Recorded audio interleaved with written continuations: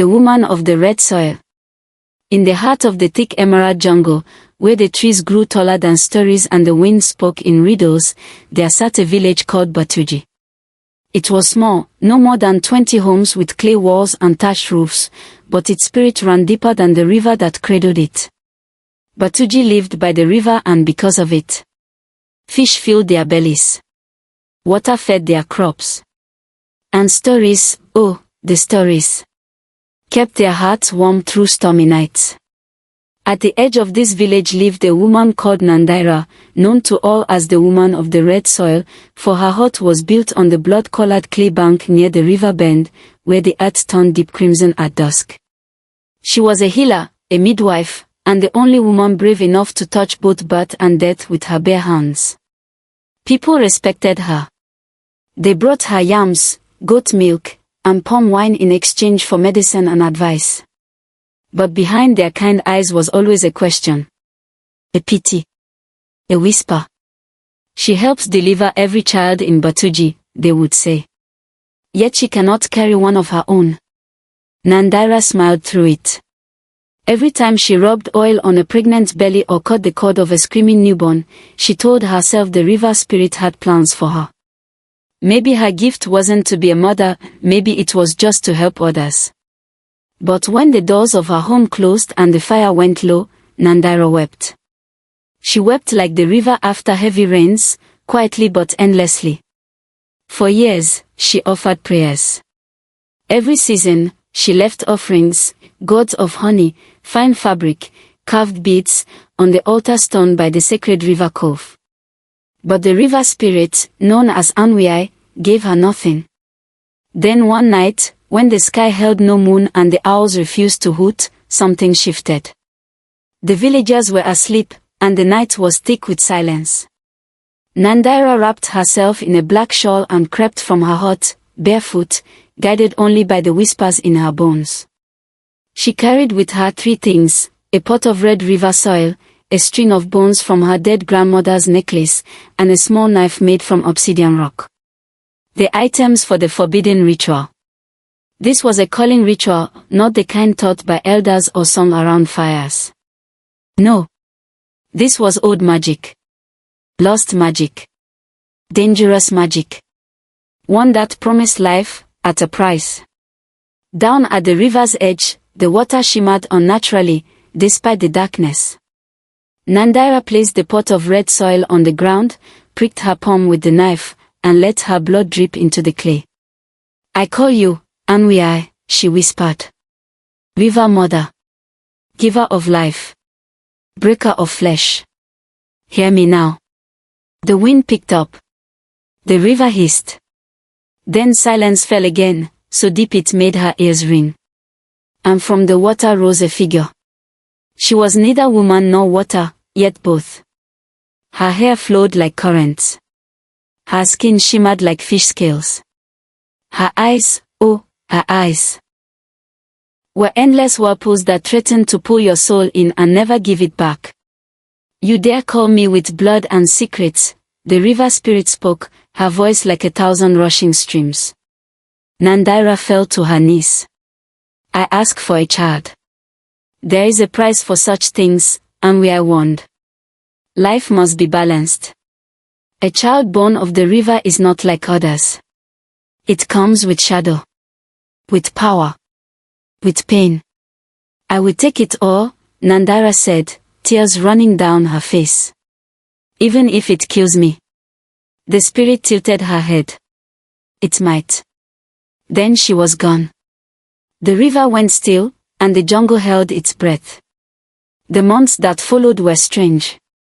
Nandira's belly grew, fast and heavy. Her body changed in ways no midwife's wisdom could explain. She didn't swell with softness like other mothers. Her skin darkened around her arms. Her dreams were filled with hissing and voices that came from beneath the earth. She told no one. Not even the women who came to her for advice noticed. She wrapped her body in loose cloth, walked only at night, and said she was taking rest for her bones. Finally, the night came. Lightning cracked the sky like a torn drum. Thunder roared so loud it rattled bones. Rain poured, and the river raged. Inside her hut, Nandira screamed alone. No one came to help. She had told them all she was traveling to visit a cousin in the next village. But she wasn't alone. The moment the child left her body, the wind stopped. The storm paused. The world waited. Nandira gasped and looked down. What she held was a baby, brown skin, tiny fingers, bright eyes. But from the waist down, the child's body was covered in smooth, glistening green and gold scales. A serpent's tail curled gently beneath him, flicking softly like a kitten's. She should have screamed. She didn't. Instead, she wept and held the child to her chest. Zulai, she whispered. You are mine. For the next 6 years, Zulai grew in secret. Nandira never let him go to the village. She told the others she had adopted an orphan from the far north. A quiet boy, sickly and sensitive. They accepted the lie, too polite or too afraid to ask more. Zulai was a curious, beautiful child. His laughter sounded like river bells. His eyes sparkled like starlight. But there was something other about him. He never cried. He never grew cold. And sometimes, he spoke in languages Nandira didn't understand, ancient tongues that made the fire dim when spoken. She taught him everything she knew, herbs, healing, kindness. But she also taught him fear. Never let them see you, she warned. They won't understand. At night, he would curl up beside her, his serpent tail wrapped gently around her leg. He would ask, Mama, am I cursed? And she would say, No, my love. You are chosen. But in her heart, she wasn't sure. The village of Batuji, meanwhile, felt uneasy. Crops were slower to grow. The river ran colder. Elders whispered that the balance was shifting. One evening, as the sun bled behind the trees, a group of boys from the village snuck to Nandira's home. They wanted to see the sick orphan. Kids can smell secrets like dogs smell meat. Through the window, they saw Zulai bathing in a wooden tub. His back turned, and his long, coiled tail flicking behind him. One of the boys screamed. Within a day, the whispers began again. Witch. Demon. Snake child. Nandira heard them. And she knew, the river had not given her a child. It had loaned her one. And one day, it would come to collect. One. Morning mist drifted like spilled milk between the trees, and birds rehearsed their dawn songs high in the canopy. Beneath that soft chorus, Zulai crawled from the hut on his hands and serpent tail, the scales on his lower body glimmering green gold in the newborn light. At only 6 summers old he was already as tall as boys twice his age, and his mind outpaced even that, sharper than a fisher's hook, curious as a monkey with a stolen drum. 2. Yet curiosity needed room. So every sunrise, before the village of Batuji fully woke, Nandira led Zulai to an abandoned garden behind their hut. There, hidden by banana leaves, she traced letters in wet clay while he copied them with a slender stick. When he solved her puzzles faster than she could invent them, she switched to teaching river law, how to greet a passing spirit, bow once, never twice, how to ask a tree for medicine, 3 taps, then a whisper of thanks, how to tell stories so the wind would carry them and not the flies. 3. Zulai listened, eyes shining. But when lessons ended, he slipped into silence like a fish into mud. He would coil beside the garden wall, drawing patterns only he understood. Nandira noticed how dawn sunlight bent around him, as if unsure whether he belonged to sky or shade. 4.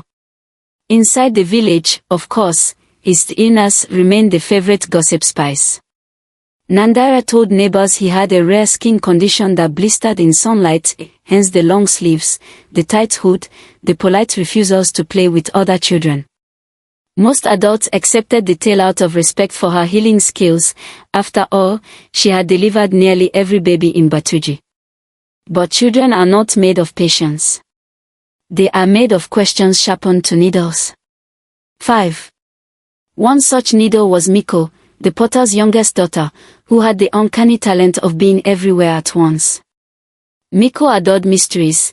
They tasted better to her than mangoes.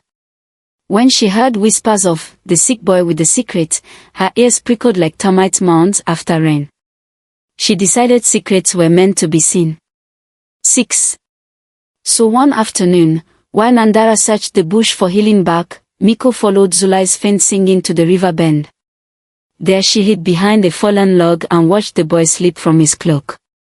Her breath snagged when she saw it, from waist to toes, no legs. Only a magnificent, shimmering tail, curling and uncurling against the mud like the question mark of a living riddle. 7. Miko's gasp betrayed her hiding place. Zulai spun, eyes wide. For a heartbeat neither child moved. Wind rustled, water chuckled, but over it all bloomed a hush thicker than grief. Finally, Zulai offered a gentle smile, perhaps hoping kindness might erase what Miko had seen. Instead, the girl stumbled backward, face pale as rice water. She fled, scattering egrets, shedding tranquility. 8. By dusk the rumor sprinted faster than any child's feet. Snake boy. Witch son. Demon tail. Voices bounced from roof to roof, swelled from whispers into thunder. Nandira returned, herbs forgotten, to find neighbors standing like storm clouds at her gate.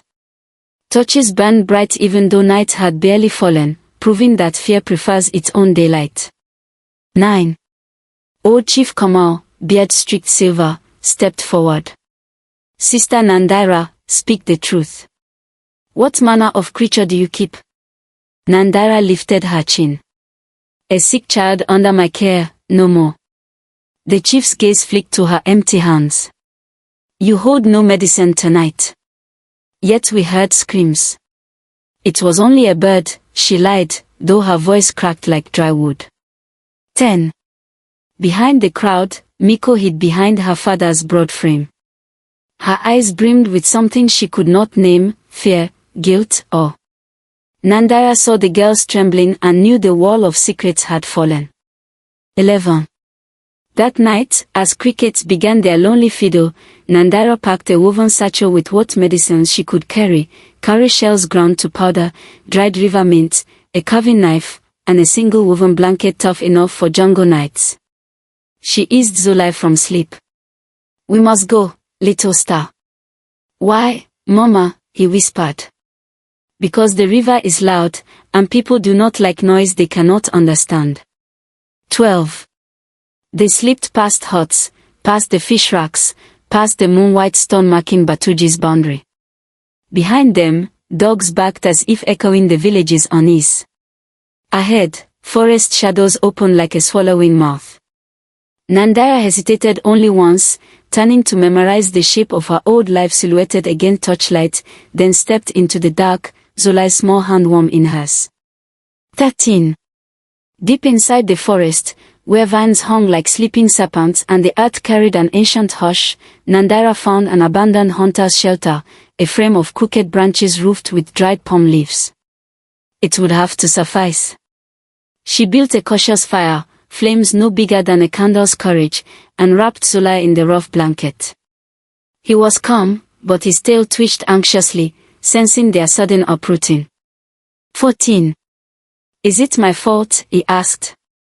The question was a feather yet weighed far too much. No, my child. She brushed his brow. Sometimes hearts fear what eyes do not expect. He nodded, but worry lingered in his gaze like storm clouds refusing to leave the sky. 15.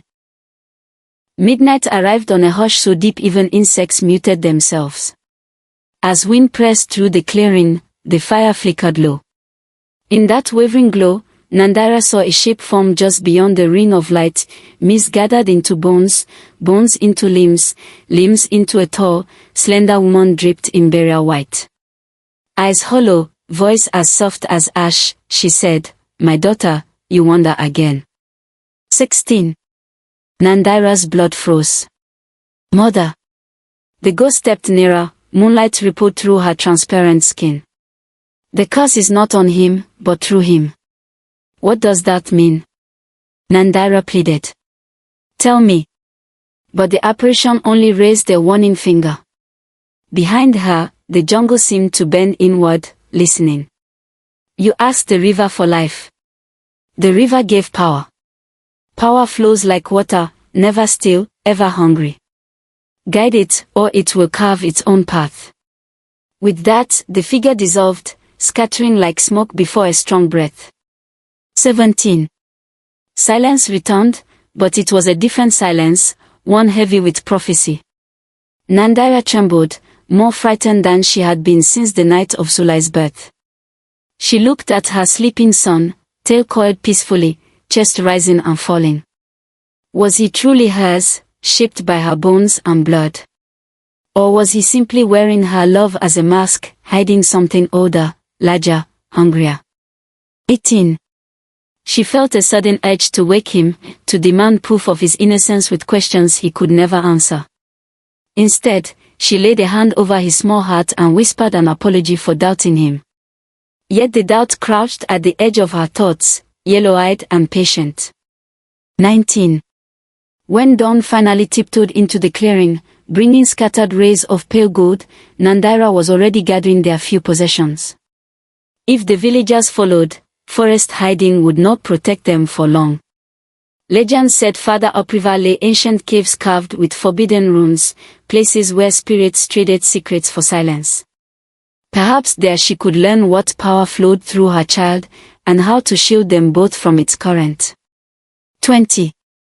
Zulai awoke and sensed her restlessness. Where now? Upstream, she said, forcing a smile.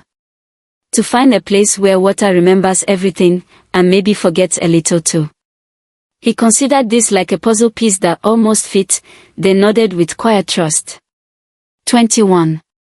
As they began their journey, Nandira repeated her mother's words under her breath, a mantra of warning and hope alike. The curse is not on him, but through him.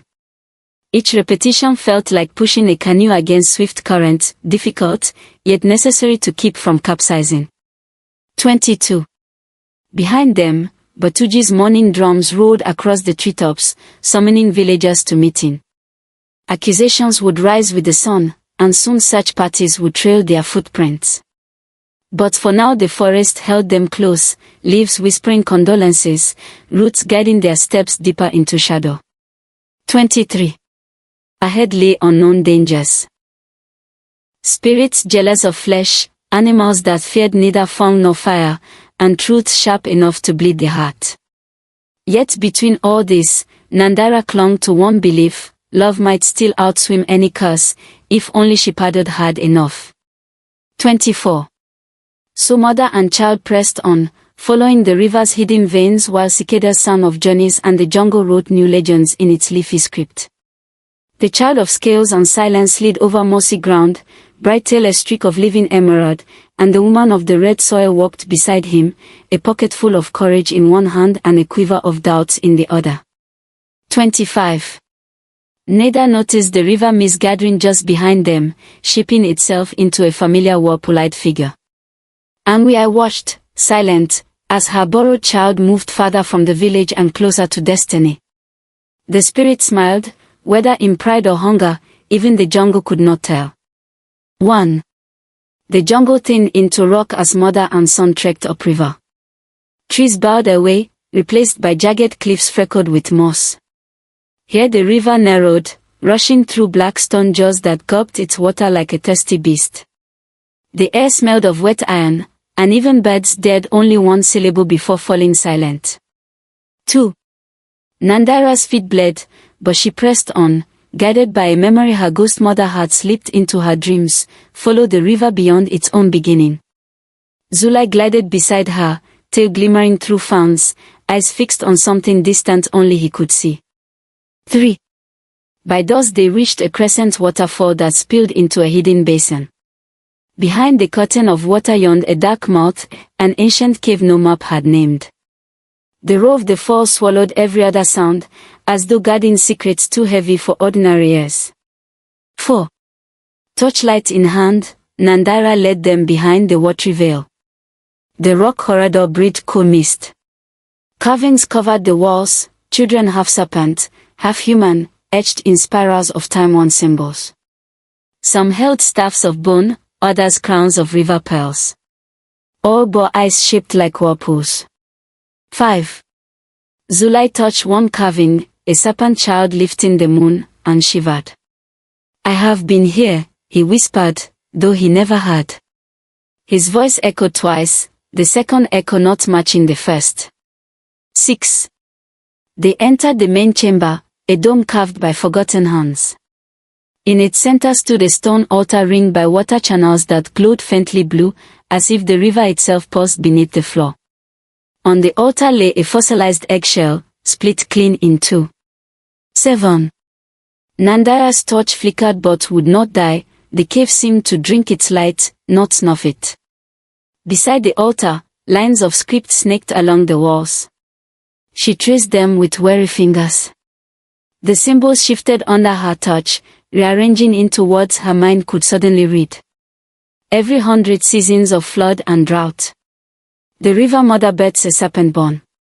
Flesh of water, voice of bone. Through him the veil between words thins. Blessing or doom flows at his choosing. 8. A tremor raced through her. Blessing or doom. She turned to Zulai, but he stood rigid, pupils silvering over like moonlit ponds. His mouth opened, a low chorus spewed out, many voices braided into one. Gatekeeper, gatekeeper. Waters rise, spirits wait. Choose the shore or choose the deep. Both demand a sacrifice. 9. The voices ceased. Zulai blinked, confused. Mama, why do I feel so full, like the river after rain? Before she could answer, pain lanced her skull, images flooded in, crop fields shriveled, goats collapsing, villagers wandering the streets with wild eyes. She staggered, clutching her temples. 10. Miles downstream, Batuji indeed suffered. Rains had not come, though storm clouds teased the horizon. Wells tasted like rust. Chickens laid cracked eggs, dogs howled at nothing until their throats bled. Elders muttered that the river spirit was offended, that the healer's son had stolen sacred breath. 11. Chief Kamal finally acted. He painted his face with red clay, gathered 6 warriors armed with spears of river-forged iron, and swore to drag Nandira back, dead or alive. Fear marched beside them as they left the village, torches flaring like angry stars. 12. Back in the cave, Zulai sagged to one knee, scales dulling. Nandira knelt with him. Listen, little star, these carvings say you are serpent-born, gift and danger sewn together. The river's voice is in your blood. He met her gaze. If my blood hurts people, should I empty it out? 13. She crushed him to her chest. Never speak that. Yet in the echo of her own heartbeat, the question gnawed, how do you save the world from a curse that wears your child's face? 14. A rustle snapped her head around. From the cave's second corridor stepped a creature both terrifying and tender, buckskin arms, leaf-braided hair, eyes glowing green like sun through canopy. His legs rooted into timbered ankles, yet his torso moved like a man. He bowed slowly. 15. I am Bakoro, warden of the Middle Forest, sap-blood son of the first sick cotton tree. Your path crosses mine. His voice creaked like bending wood yet carried warmth. Nandira raised her torch. Are you friend or doom? Sometimes both, he answered with a sad grin. 16. Bakoro examined Zulai gently. So the century has turned, and the river mother stares again. Child of scales, do you hear the songs beneath the water? Zulai nodded, wide-eyed. They are loud. Too many mouths. That is the river's choir.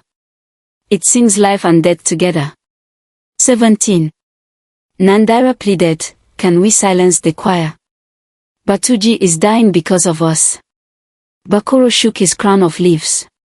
Silence. No. But we can teach it melody.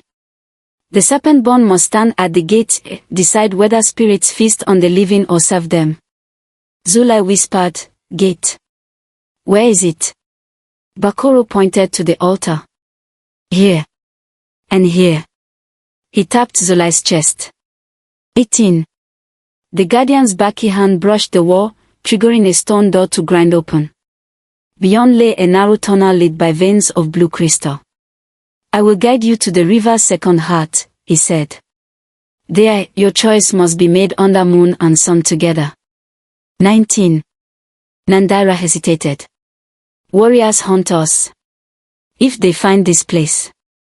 Bakoro's branches rustled in a chuckle. "Let them try. The forest owes me favors." Still, his tone darkened. "But if you keep hiding, the curse spreads wider. Drought will grow teeth, madness will bloom. The river will drown what it cannot heal."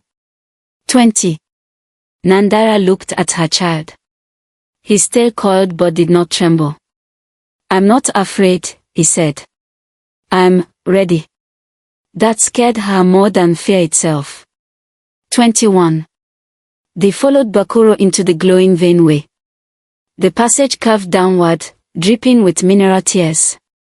As they walked, visions sliced into Zulai's mind, people wading into rivers, eyes empty, spirits perched on rooftops, whispering famine, Chief Kamal lifting a spear slick with blood.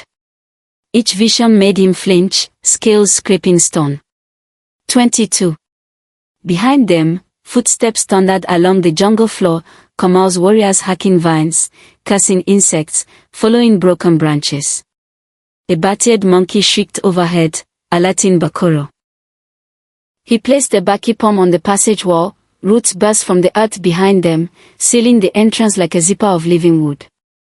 23. "Branches by minutes, not hours," he warned. "Make haste." 24. The tunnel spilled into a cavern vast as night sky, its roof pierced by a single shaft of moonlight that fell upon an underground lake so still it reflected stars never seen above. In the lake's center floated a circular stone platform, carved with the same serpent child motifs, but one space remained blank, awaiting a final image. 25. Bakoro's voice dropped to a reverent hush. "This is the second heart. Water here remembers every tear ever shed into the river. Speak truth upon it, and it answers with faith." He gestured to a slender canoe of woven reeds moored at the shore. "Cross, serpent-born." 26.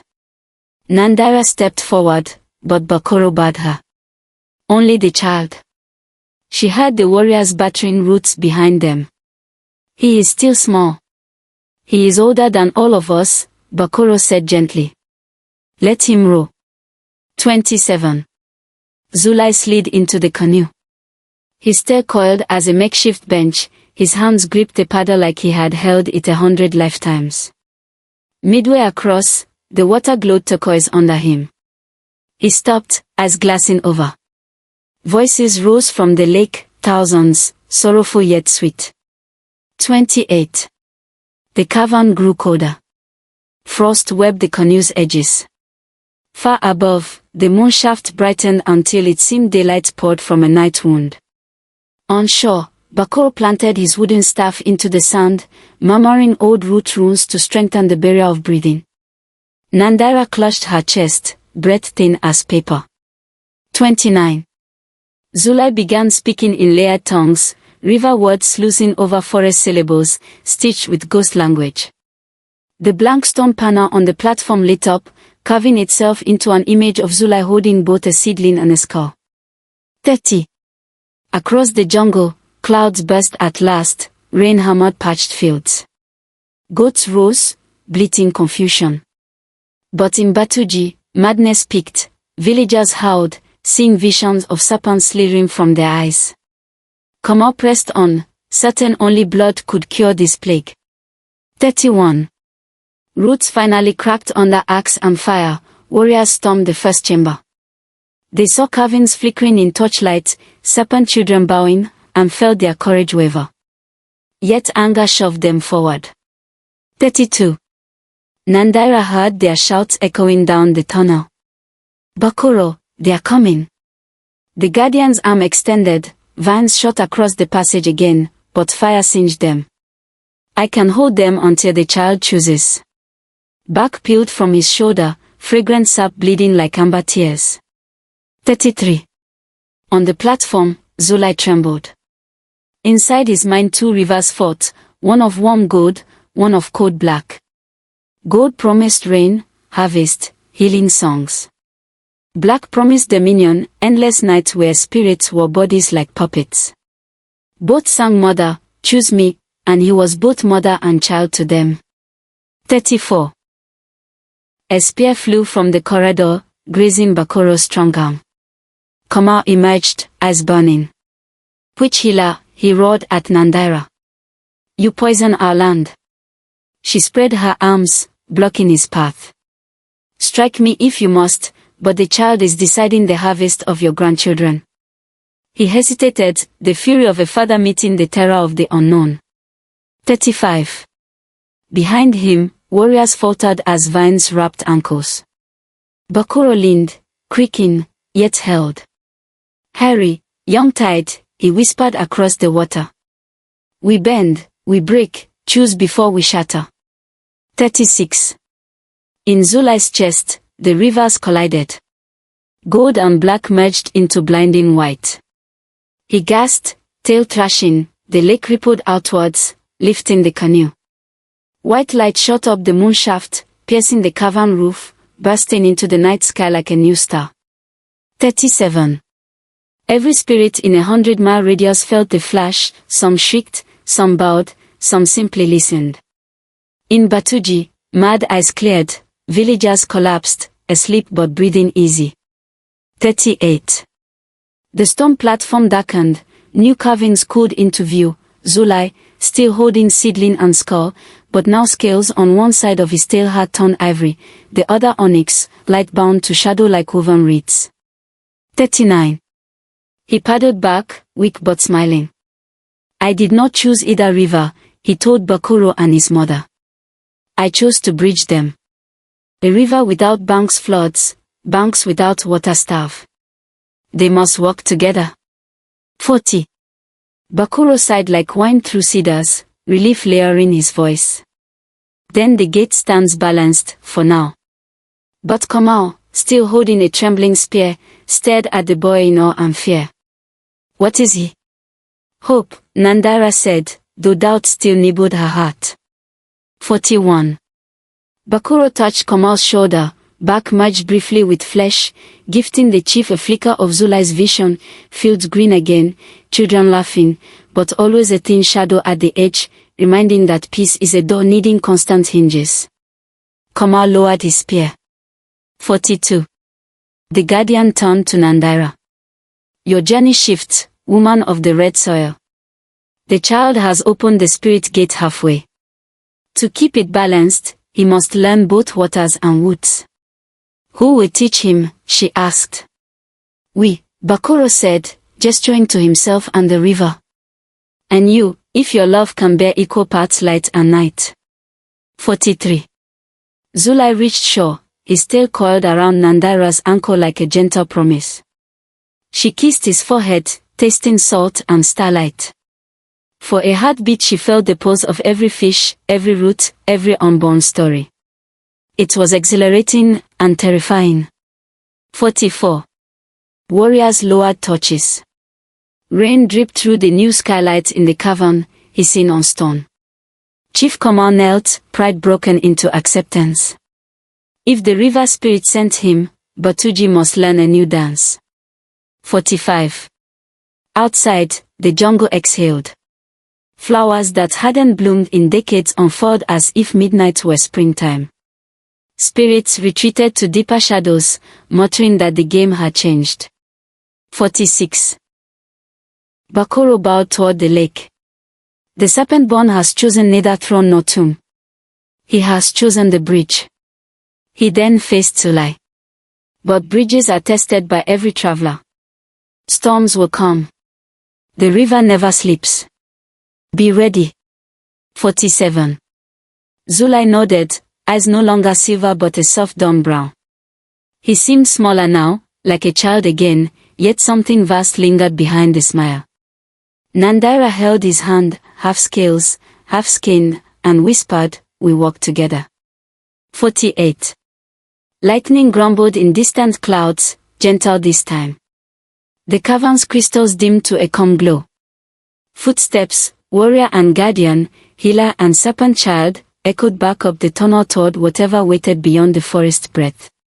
49. Somewhere far downstream, Amria watched her waters swell, neither pleased nor angry, but infinitely curious. A new current had entered her song, the rhythm of a bridge refusing to break, a choice neither dark nor bright but deep as the riverbed itself. 50. And so part 3 ends, not with an answer, but with a gate standing open, its hinges creaking softly in the wind, asking what price balance we demand when dawn fully arrives. 1. Dawn crawled across the jungle like a pale lizard, tasting dew and secrets. Nandira packed what little food remained, dried plantain, sour berries, then folded the tattered blanket that had shared every night's fear. Beside her, Zulai traced spirals in the dirt with the tip of his tail, eyes fixed upriver. 2. Bakuro the forest guardian stood watch, buckskin arms crossed. "The second heart sleeps," he said. "Now the child must face the river of bones. Beyond that place, even roots lose their memory." 3. Nandira swallowed. "They say no spirit leaves that river unchanged. Bakuro's leaves rustled. Nor does any living soul who visits." 4. They set out. Bakuro guided them through gullies where sun never touched, past stone faces carved by rains long gone. Birds fled their path, even the wind whispered other directions, as if afraid of where they journeyed. 5. After 2 days' trek the forest thinned to pale reeds and cracked mud.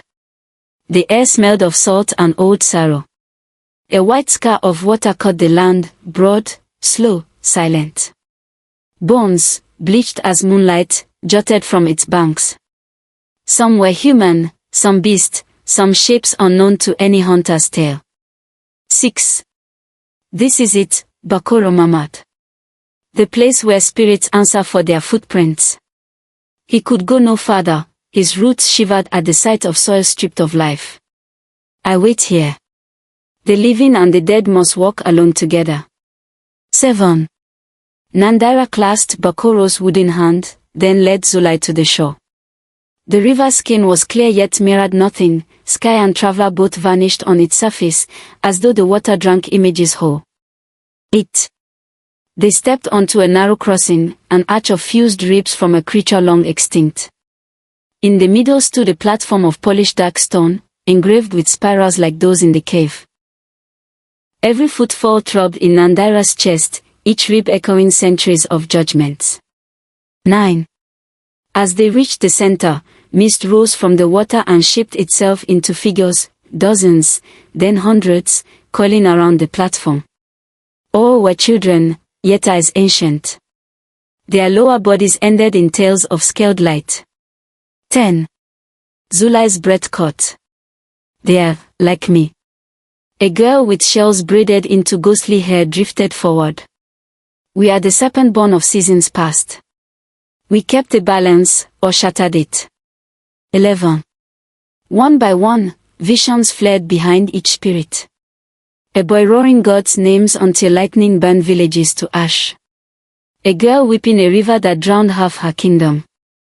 A youth who cut off his own tail, sealing it in stone to bring decades of peace, and his own death.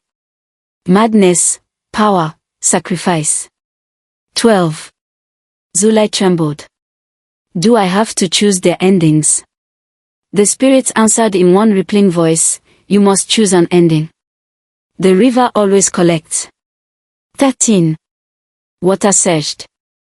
From its depths rose Amriai, the river mother, taller than before, her eyes 2 whirlpools devouring color. "Child, I lend to flesh," she intoned, "the land cracks, storms stall. Return to my currents, and the river will spare your people." 14. Nandira stepped between them. He is not at all. Anwia's gaze slid to her, sorrowful yet stern. Woman of red soil, you asked for life and were warned. Death must settle. 15. Around them, distant thunder roared. The Bone River swelled, licking at the rib bridge, tugging skeletal edges loose. Villagers far away watched their wells bubble black, smoke already curled above Batuji, where torches gathered for war against forest shadows. 16. Zulai faced the spirit. If I return, will the river truly heal? It will flood then come, and I said. Fields will flourish for a time. But storms will need another century to reawaken hunger, with someone else's child. 17. Zulai's tail tightened around the stone. So you feed the land with children like planting seeds. Balance demands roots, the spirit answered. 18. Power pulsed through Zulai, he felt every raindrop unborn, every drought waiting. His skin glowed silver, ripples spread from his feet, turning bone white to pearl. Nearby, skeletons shuddered as though remembering Senior. 19. Nandira reached for him.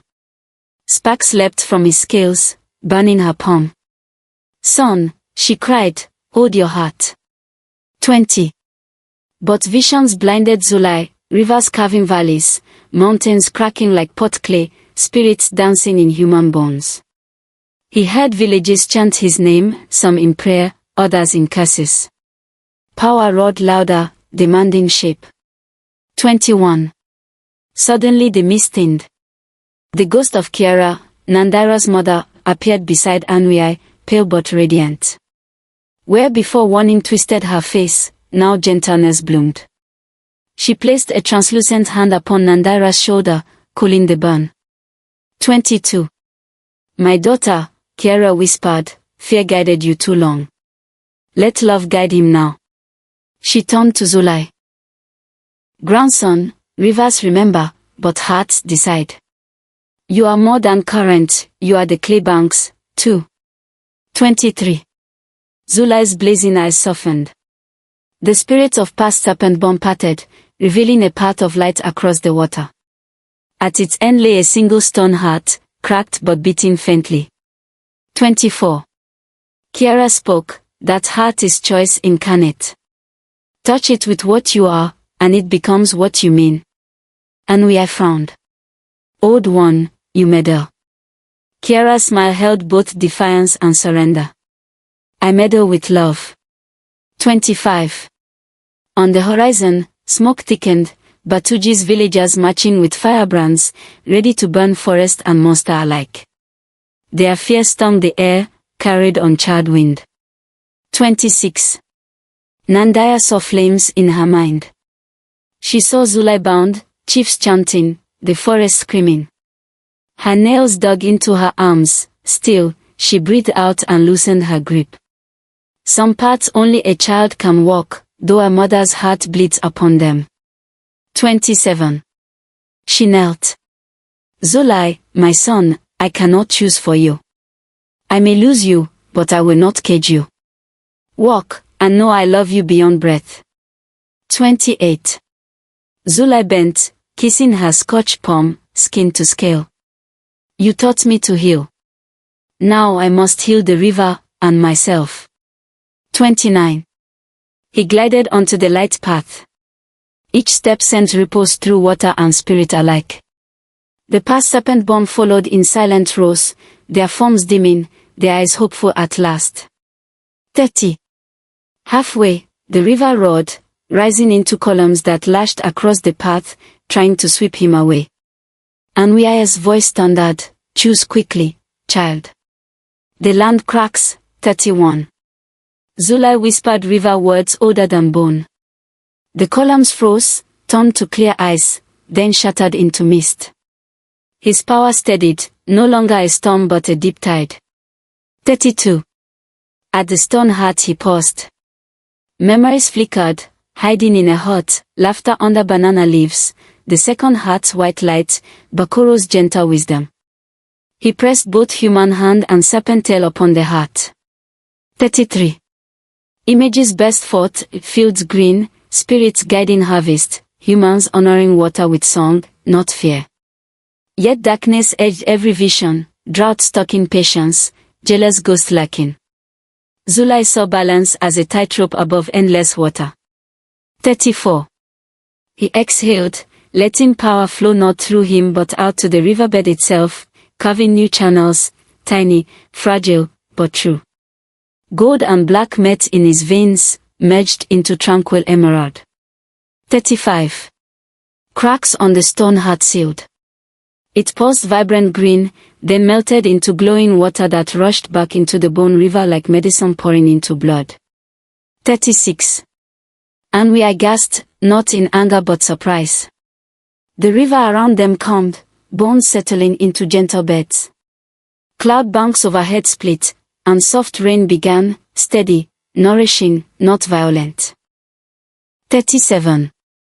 Zulai turned to the spirits of former serpent-born. Your pain is river memory. But rivers flow forward. With a sweep of his arm, he released them, they rose like dawn mist, dissolving into hush and starlight. 38.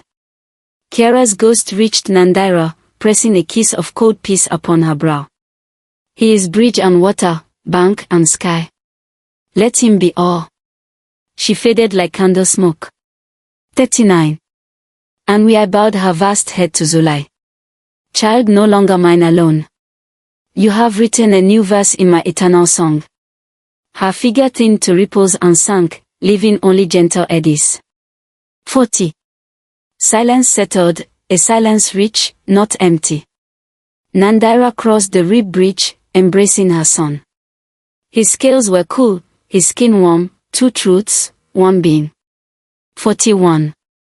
Bakuro called from shore, relief rippling through his leaves. But distant crackles reminded them, the villagers. 42. From Trilin, flames glimmered. Kamau and his warriors, torches high, stepped onto cracked mud. Behind them, villagers brandished oil and fear. They halted, awestruck by the peaceful river, yet suspicion flared. 43.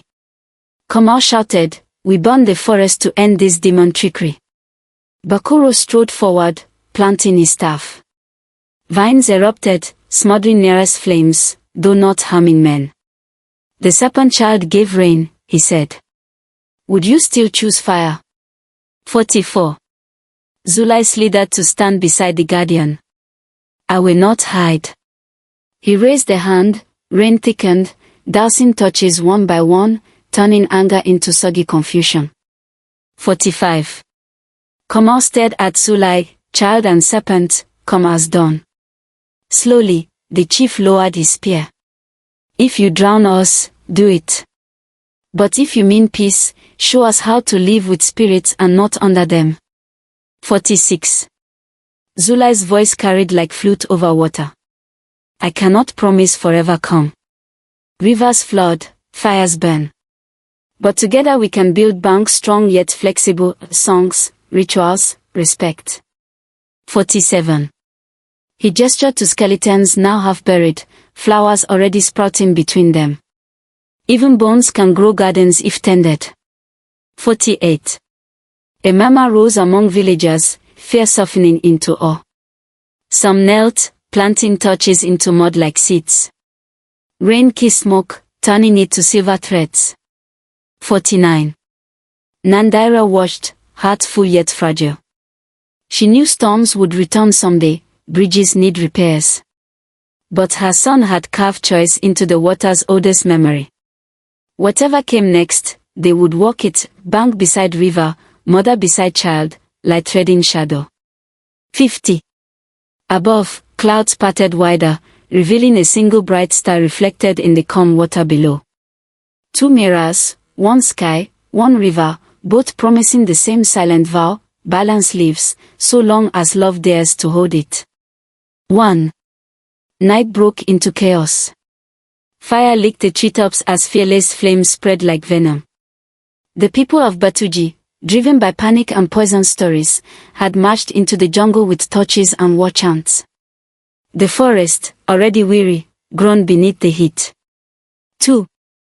Zulai stood on a slope above it all, still, glowing, unafraid. He had changed. No longer just boy or just serpent, he now shimmered with an ancient power. His hair shone like wet river stones, his skin rippled with markings of light, and where his tail once coiled, his lower half moved like flowing water wrapped in scales of mist. On his head sat no crown, yet above him hung a halo of soft river light, circling like the moon's kiss on a ripple. 3. Nandira watched from beside Bakuro, her heart silent. Her son was no longer hers alone. He was something new. Something made from love, loss, and the river's longing. 4. Zulai raised both arms. The wind stilled. The fire paused. Then, with one breath from his lips, a whisper of river song, the sky cracked open. 5. Rain fell. Not the harsh flood kind, not the stormy tears of angry clouds, but a gentle, healing rain, cool as mother's hands, soft as forgiveness. The fire hissed, gasped, and died like a story whose ending had changed. 6. The villagers stumbled, blinking at the sudden peace. Children pointed at the glowing figure above the fireline. Some whispered the spirit, others, savior. But no one moved. Not yet. 7. Zulai stepped forward, no longer hiding his form. His tail coiled behind him like a question mark dipped in starlight. His voice rang out, calm but thunder deep. This land is healed, but healing asks for balance. 8. From the mist of the riverbank, Anwiai, the river spirit, rose again, taller, older, quieter. She said nothing at first. Her gaze fell on the villagers, then Nandira, and lastly, on the boy who stood between elements. You know what is owed, child of both banks, she said. A gift was taken. A life must be returned. 9. The rain slowed to a soft drizzle. Zulai lowered his head. The power in him paused, wild and ancient. The choice lay before him like two rivers merging, one sweet, one full of salt. 10. Nandira stepped forward. Take me. The words dropped like stone into silence. 11. Gasps spread through the villagers. Even Bakuro's branches withered in grief. Zulai's eyes widened. Mama. She stepped closer, arms open, trembling but sure. I asked for life. I knew there was a price. Take me, and let him live free. Let the village live. 12. The river spirit said nothing. The rain paused on her cheeks like pearls of time. Zulai shook his head, fierce and soft all at once. No. Your life gave me love. I will not pay for life with the one who gave it. 13. He turned to Anwiai. What if I return what was borrowed? The part that isn't mine, the serpent side. 14. Anwiai tilted her head. The air grew still. No serpent-born has ever given back the power. It is you? 15. Zulai placed his hands upon his chest. His voice cracked like a river-splitting stone. Then let me become who I choose. Not what I was shaped to be. 16. Light burst from his body, not burning, but blooming. His tail shimmered, scales glowing gold, then green, then white. Slowly, they began to fall. One by one, like petals, the serpent form unwound, not torn, not destroyed, but returned. Returned to the river that had birthed it. The scales touched the water and melted like memories made of music. 17. Zulai collapsed to his knees, breath heavy. When he looked up, he was fully human. Barefoot. Legs trembling. Skin streaked with starlight, but skin still. Eyes wide with pain, but also peace. 18. Anwiai stepped forward, river light trailing behind her. You did what no child of mine has ever done, she whispered. You chose yourself. And in doing so, you broke the will. 19. She lifted her hand. The clouds parted. The waters cleared. The forest, wounded and burned, shivered, and began to heal. 20. Roots sprouted new leaves. Charred bark peeled away to reveal green beneath. Flowers rose from ash. Even the scorched paths began to tremble with new growth. 21. And I turned to the villagers. The curse is ended. Then, with a final glance at Zulai, soft and almost motherly, she sank into the river and was gone. Forever. 22. Silence fell. But not the heavy kind. The kind that waits. Zulai turned to the villagers. I am not a demon. I was born of a wish, shaped by the river. But I chose to be human. To stand beside you, not above. 23. Chief Kamal stepped forward. His torch, once burning, now soggy and dark. He bent one knee. Then we welcome you not as a monster, but as a miracle. 24. One by one, others followed. Warriors dropped spears. Elders bowed their heads.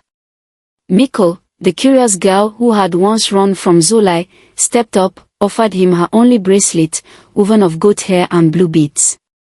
25. Zulai took it gently and smiled. And then they all turned to Nandira. The healer. The woman who'd risked everything. The mother who'd offered her life. 26. She didn't speak. She didn't need to. The forest bloomed behind her. Classical building 1 year later. 27. Batuji had changed. Where fire once danced in fear, children now played in meadows. Rain came when needed. Spirits were honored, not feared. Offerings were left in peace, not panic. 28. At the edge of the village, where river met root, stood a new temple, not grand, but powerful. Built from stone, vines, and stories. Inside, the walls bore carvings, not of demons or curses, but of balance, spirit and human, mother and son, serpent and boy. 29. At its heart stood a statue, Zulai, one hand open to the sky, one hand holding a seed. Beside him, Nandira, strong, smiling, forever watching. 30. Villagers came not to beg for protection, but to remember the lesson. To live with the spirits, not against them. To make peace, not demands. To walk the riverbank, without drowning in its depths. 31. Bakuro remained, guarding the edge of the temple forest, where young children left fruit and riddles in his bark. He never answered, but his smile grew with every gift. Snake and Zulai. 32. He grew tall. He still dreamed of water, but no longer felt pulled to it. He helped teach. He helped build. He walked with legs, yes, but never forgot what it meant to be something more. 33. Sometimes, on quiet nights, he stood by the river, where starlight danced on water. He would close his eyes and listen. And sometimes, just faintly, he would hear her. Nwia's voice. No longer calling him back. Just humming. Proud.